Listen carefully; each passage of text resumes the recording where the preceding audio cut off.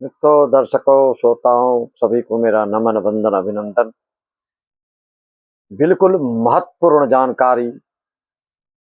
जैसे कि आप जानते हैं कि साल भर में सिर्फ एक भीमशैनी एकादशी निर्जला कोई उपवास कर लेता है तो सालों भर के एकादशी का फल मिलता है।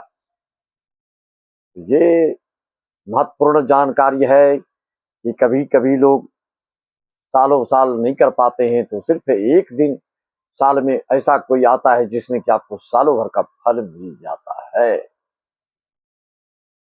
उसी तरह से बिल्कुल सन्निकट है क्या, अक्षय तृतीया।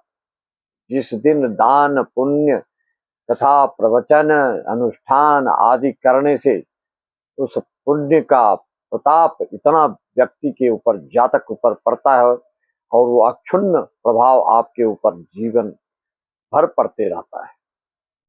इस अक्षय तृतीया का इतना महत्व क्यों है? परशुराम जयंती वैशाख मास के शुक्ल पक्ष तृतीया को ये मनाया जाता है और इसके बारे में हम और स्पष्टीकरण करने जा रहे हैं, क्योंकि लोग दुविधा में फंस जाते हैं कि हम इसको कब मनाएं, 19 को मनाएं, 19 अप्रैल को कि 20 अप्रैल को।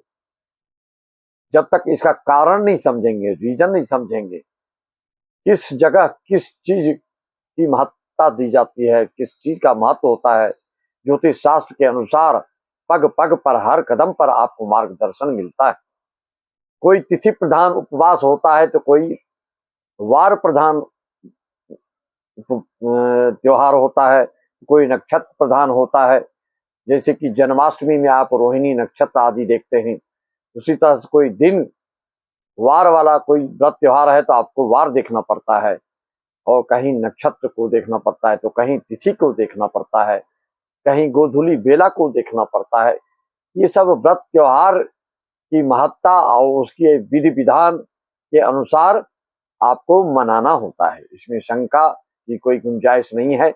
बिल्कुल अपने सनातन धर्म में ही बिल्कुल हर चीज फूंक फूंक कर किया जाता है और बारीक से बारीक चीजों को समझा जाता है, सूक्ष्म से सूक्ष्म चीजों को भी अंतर्ज्ञान और दर्शन शास्त्र के माध्यम से और ज्योतिष शास्त्र के माध्यम से आप समझते हैं। तो इस बार अक्षय तृतीया इतना महत्वपूर्ण क्यों है, इतना रोबदार, असरकारक, प्रभावकारी क्यों होगा, उसका कारण सुनिए। आगे बढ़ने से गणेश जी का स्मरण कर लेते हैं। आप भी सम्मिलित हो जाइए। वक्रतुंड महाकाय सूर्य कोटि समप्रभ निर्विघ्नं कुरु मे देव सर्व कार्येषु सर्वदा। तो इस बार अक्षय तृतीया में पंच महापुरुष राजयोग, त्रिपुष्कर योग, सर्वार्थ सिद्ध योग बन रहा है। रवि योग इस दिन बन रहे हैं। वैशाख शुक्ल पक्ष तृतीया अक्षय तृतीया कहा जाता है, आपको पहले अवगत कराया, और ये इतना पवित्र माना जाता है। सिद्ध मुहूर्त, 5 सिद्ध मुहूर्त हैं। इसका उल्लेख मैंने कई बार कई वीडियो में किया। आज मैं सिर्फ अक्षय तृतीया पर सार गर्भित बात बताने जा रहा हूँ, तो समझकर आप अपने शुभ चिंतकों को शेयर आदि करके उनको अवगत करा सकते हैं कि अक्षय तृतीया का महत्व इतना क्यों है। इस दिन कुछ न कुछ धार्मिक कार्य करना क्यों आवश्यक है। जो बुकिंग करना चाहते हैं, हमको कॉल ना करके हमारे व्हाट्सएप नंबर पर कॉल करके आप कुछ भी धार्मिक आयोजन करा सकते हैं, चाहे सुंदरकांड हो, चाहे खंडमैन हो, चाहे कोई जप तप अनुष्ठान हो। मेरा व्हाट्सएप नंबर 9755090269 पर आप अपना अपॉइंटमेंट ले सकते हैं, बुकिंग करा सकते हैं। समय बिल्कुल सन्निकट है मित्रों। तो अब हम आते हैं इस पर। सिद्ध मुहूर्त मतलब इसमें पंडित से, ब्राह्मण से, जोशाचार से, किसी कर्मकांडी पंडित से पूछना भी महापाप माना गया है। सिद्ध मुहूर्त आंखें बंद करके आप इस दिन कोई मुंडन करा सकते हैं, विवाह का कार्यक्रम रख सकते हैं, उपवीत जनेऊ करा सकते हैं, कोई शुभ कार्य का श्री गणेश कर सकते हैं, नींव डाल सकते हैं। हर शुभ कार्य 19 अप्रैल को किया जा सकता है, 20 अप्रैल को भी किया जा सकता है। दोनों दिन क्यों, उसके बारे में भी मैं आपको बताऊंगा। क्योंकि सिर्फ चौघड़ियां देखना हो तो रविवार पड़ रहा है तो सिर्फ राहु काल सायं काल में पड़ेगा, उस काल को वर्जित कर सकते हैं। अक्षय तृतीया, परशुराम जयंती, श्री हरि विष्णु के आप जानते हैं छठवां अवतार है, और ये प्रदोष काल में 19 अप्रैल दिन रविवार को मिलने के कारण 19 अप्रैल दिन रविवार को ही मनाई जाएगी, जबकि उदया तिथि के अनुसार ये आपको सोमवार को पड़ रहा है, जो कि ये तिथि 19 अप्रैल दिन रविवार को दिन में 1:01 से आरंभ होगा और 20 अप्रैल को सोमवार को दिन में 10:40 सुबह तक ये व्याप्त रहे। ऐसी स्थिति में प्रदोषकालीन तृतीया तिथि 19 अप्रैल को ही मनाना उचित होगा, प्रासंगिक होगा। मित्रों, अक्षय तृतीया पर कौन कौन से योग बन रहे हैं? 19 अप्रैल को कृतिका नक्षत्र भी, रविवार भी, परशुराम जयंती, कितना संयोग बन गया है देखिए आप।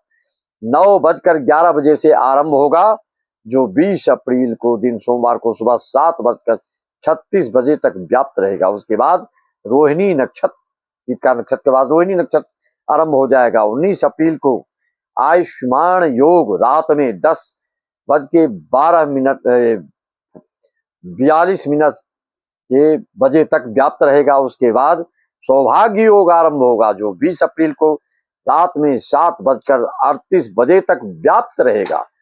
और इस प्रकार इस वर्ष तृतीया तिथि में आयुष्मान एवं सौभाग्य योग व्याप्त रहेगा, जो शुभ फल प्रदायी होगा, शुभ फल देने वाला रहेगा। छोटी सी भी सुंदरकांड भी करा लिए, हनुमान चालीसा भी 108 बार करा लिए, जिनको जो तक जहां तक संभव बनता है हम आपसे विनती करके प्रार्थना करके बोलते हैं अवश्य करें। आपकी जिंदगी में कोई भी चाहत है, कोई भी इच्छा है, कोई भी मनोकामना है, वह निश्चित तौर पे पूर्ण होगी। चंद्रमा अपनी उच्च राशि में वृषभ राशि में रहेंगे। दैत्य गुरु शुक्र के साथ मालव्य नामक पंच महापुरुष राजयोग का निर्माण हो रहा है। गोचरी संचरण भी लाजवाब है, साथ ही कर्म फल प्रदायक ग्रह शनि मीन राशि में रहेंगे। इस दिन ग्रहों की स्थिति अत्यंत ही शुभ कारक और प्रभावकारी रहेगा। इस स्थिति पर, इस आधार पर देखा जाए, मालव्य नामक पंच महापुरुष योग का निर्माण हो रहा है। सूर्य अपने उच्च मेष राशि में गोचर करेंगे, चंद्रमा भी अपने उच्च राशि सब में गोचर करेंगे।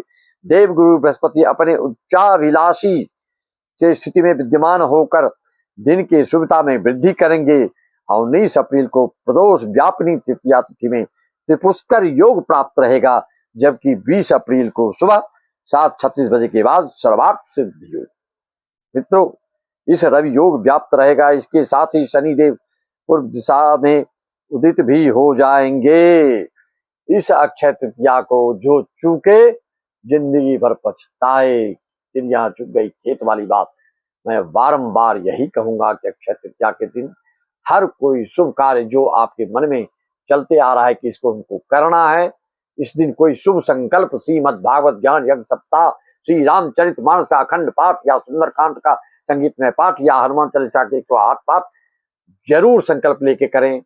और ये सभी राशियों वाले के साथ मेरा ये आग्रह है, प्रार्थना है कि आप अपने भविष्य को उज्जवल और धवल बनाने के लिए, अपने भाग्य में 4 चांद लगाने के लिए, आपके भाग्य को के सितारे को बुलंद करने के लिए अवश्य इस कार्य को करें। इसी के साथ में अपने वाणी को विराम देना चाहता हूं। और सत्संगी हैं, कथा प्रवचन आदि सुनना आप चाहते हैं तो 20 ही पाठक भागवत कथा पर जाकर आप श्रवण कीजिए। उसमें नए नए भजन, नई नई जानकारियां और दार्शनिक जानकारी आपको उस चैनल के द्वारा मिलते रहता है। और मनोकामना ज्योतिष चैनल पर इस तरह की जानकारी को आप अवश्य अपने शुभचिंतकों को शेयर करें कि इस बार अक्षय तृतीया का इतना महत्वपूर्ण, इतना प्रभाव क्यों रहेगा। विजन सहित सभी को नमन बंदन, जय श्री।